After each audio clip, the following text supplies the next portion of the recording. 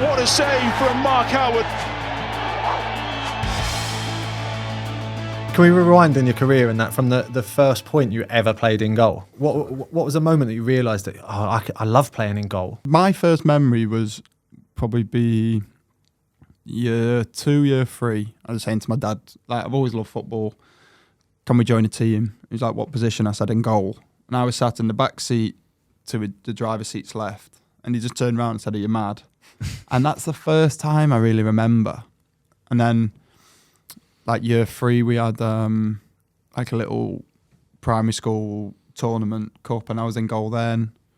And then just through then onwards, all I remember was playing Wembley doubles, and they'd always be like, who's going in goal? And I'd go in goal for like 4 or 5 games on the bounce, then have a game outfield. Yeah. No one enjoyed playing in goal in Wembley doubles. No, I used to, honestly, we used to love it. And we'd have a great group. We'd probably have about 12 of us, and it used to get really competitive. So it was even better if I went in goal, and it was making them, it was harder for them. Yeah. Days were just filled of just diving around. It's always the tale of the older brother as well, by the way. So mine was similar. Obviously, my brother, we played in the back garden and he played outfield. So I went in goal. Naturally, it was like he just wanted to smash balls at me and try and hurt me.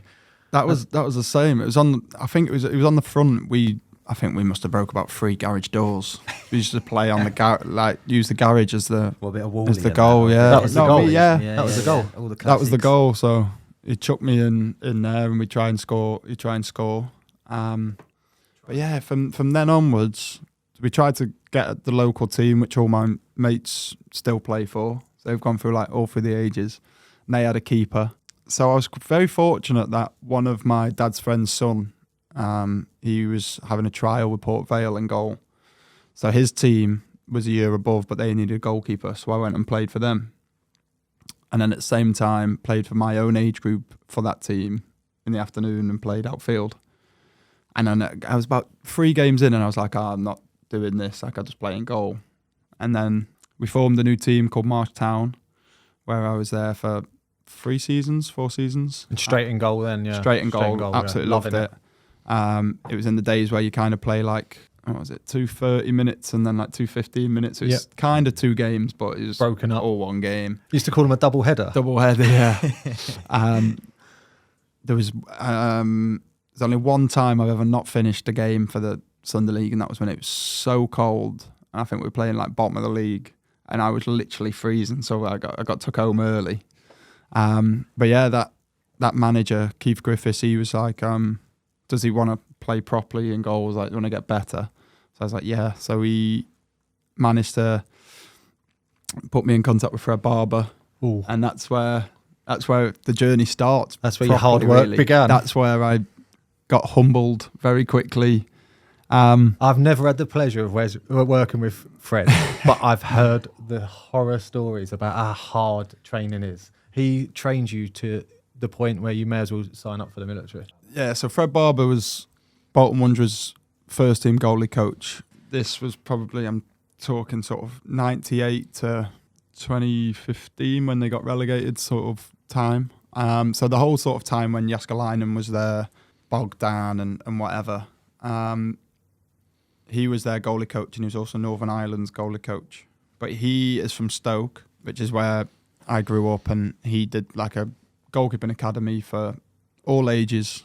The young kids were, so Wednesdays and Fridays, young kids would be 4:30 to 5:30, and then the older, and it would range from 45-year-olds to 18-year-olds. Some play semi-pro, some play Sunday League. We'd get a pro every now and then come down from like Crewe or Vale if they need to get some fitness.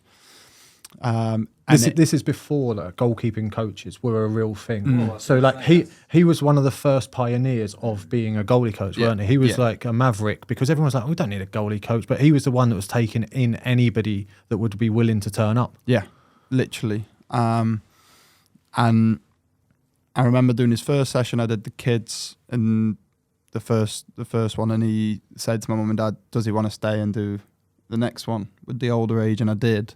So I did about 3 hours on the bounce. You must have known you were a bit of all right when you're getting asked to do that. Yeah, I didn't. He must have. Speaking back to him, he was like, he saw something. Because I think I was only 11, and I think normally the youngest age to do the older ones, probably about 15, because you've got grown men and women at the time booting balls at you, playing goalie wars at the end, like. Buzzing. But Sorry, goalie wars. Oh, it's one of the best. 2 goals. Games. It's the Best dream. game. Right, 2 so- goals, talk to me. 18 yards apart. Yep. You Just can lash balls at two, each other. 2 keepers and a goal each, one side each, and just try and score. You're only allowed to shoot from like 6 yards each Right. side, and literally it's just whack the ball as hard as you can. Miss the goal, run You around miss the goal, you run round the Yeah. goal, so it's a bit fitness, and Ah, then okay. one keeper gets left in the lurch in the middle of the goal, only 18 yards from the other one. We all crave every day goalie wars. Yeah. No goalie coach does it anymore. No. And like, every day you'll go out saying, please let there be head tennis. Please let there be goalie wars. And it's just gone. Yeah, Fred still does it on his goalie camps, and it's always at the end of the session when you're knackered. And the one thing I will say from going when I used to train with him, he always used to make me do the demos and then do my actual sets. Yeah, they And don't it's count. The demo doesn't awful. count. And he'd always have the same line. We'd do this. He'd put on this incredibly hard set to finish, and you knew he was going to call it early to play goalie wars, but you didn't know at the same time.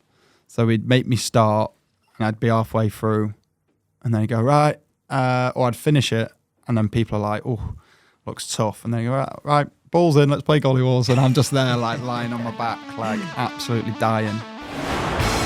What a save from Mark Howard.